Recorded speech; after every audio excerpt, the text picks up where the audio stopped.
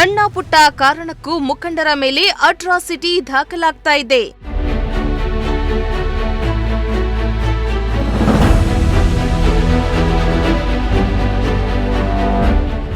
JDS ಮುಖಂಡ N R Santosh ನೇತೃತ್ವದಲ್ಲಿ ಪ್ರತಿಭಟನೆ.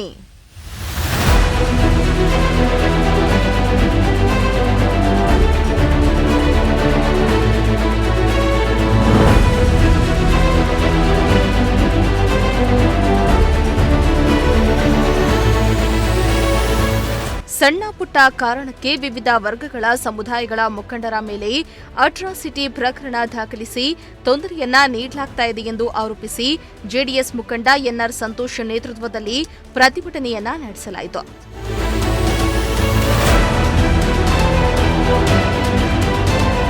ಇನ್ನು ಈ ಪ್ರತಿಭಟನೆಗೆ ಅನುಮತಿ ಪಡೆದಿಲ್ಲ.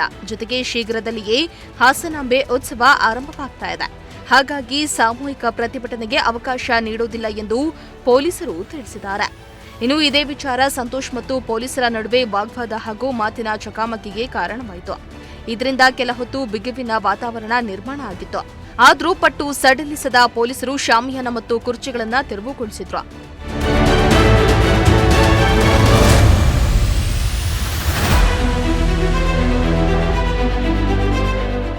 ಇದರಿಂದ ಪೊಲೀಸರ ವಿರುದ್ಧ ಆಕ್ರೋಶ ಹೊರಹಾಕಿದ ಸಂತೋಷ್ ಹಾಗೂ ಇತರರು ಬಿಸಿಲ ಮಧ್ಯೆಯೇ ಧರಣಿ ಮುಂದುವರೆಸಿದ್ದಾರೆ. ಡಿವೈಎಸ್ಪಿ ಬಿಆರ್ ಗೋಪಿ, ಗ್ರಾಮಾಂತರ ಠಾಣೆ ಸಿಪಿಐ ಅರುಣ್ ಕುಮಾರ್, ನಗರ ಪಿಎಸ್ಐ ದಿಲೀಪ್ ಹಾಗೂ ಸಿಬ್ಬಂದಿ ಪರಿಸ್ಥಿತಿ ಕೈಮೀರದಂತೆ ನೋಡಿಕೊಂಡ್ರು. ನಂತರ ಅನುಮತಿ ಪಡೆಯದ ಧರಣಿ ಸತ್ಯಾಗ್ರಹಕ್ಕೆ ಮುಂದಾದ ಎನ್ಆರ್ ಸಂತೋಷ್ ಮತ್ತು ಜೆಡಿಎಸ್ ಬಿಜೆಪಿ ಕಾರ್ಯಕರ್ತರನ್ನ ಪೊಲೀಸರು ಬಂಧಿಸಿದ್ರು.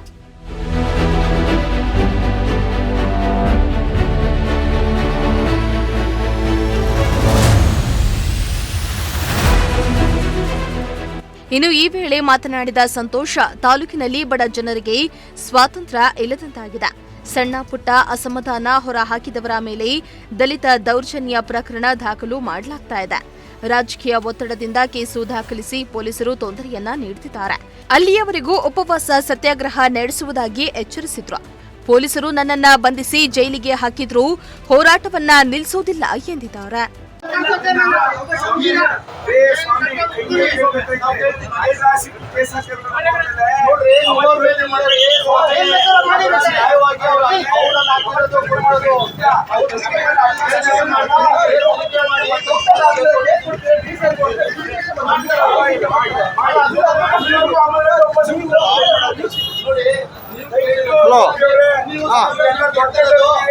ನಾಳೆ ನಮ್ಮ ಸರ್ಕಾರ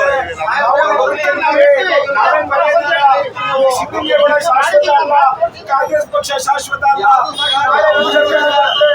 ನಾವು ಹೋರಾಟ ಮಾಡಿಕೊಡ್ತಾ ಇದ್ರೆ ಪೊಲೀಸ್ ಬರ್ತಾರೆ, ಜನ ತೀರ್ಮಾನ ಮಾಡ್ತಾರೆ.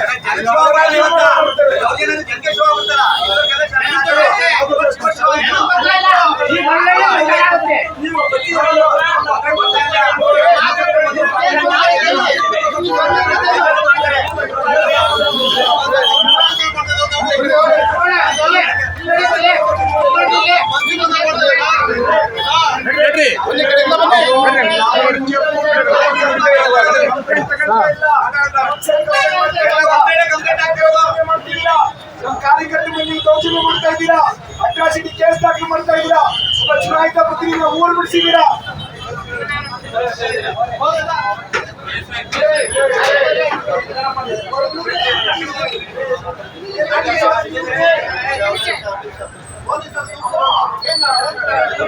ಪೊಲೀಸ್ ದೌರ್ಜನ್ಯದಿಂದ ಕಾಪಾಡಿ, ಪೊಲೀಸ್ ದೌರ್ಜನ್ಯದಿಂದ ಕಾಪಾಡಿ, ಪೊಲೀಸ್ ದೌರ್ಜನ್ಯದಿಂದ ಕಾಪಾಡಿ.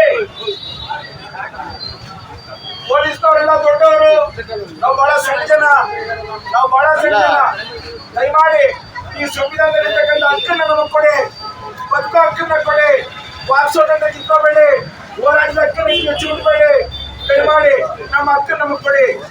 ಇನ್ನು ಪ್ರತಿಭಟನೆಯಲ್ಲಿ ನಗರಸಭೆ ಮಾಜಿ ಅಧ್ಯಕ್ಷ ಗಿರೀಶ್, ಉಮೇಶ್, ಭೋಜನಾಯಕ್, ಜಯರಾಮು, ರಮೇಶ್ ನಾಯ್ಡು, ಶಿವನ್ ರಾಜ, ಚಿದಾನಂದ, ರಘು ಹಾಗೂ ಇನ್ನಿತರರು ಹಾಜರಿದ್ದರು.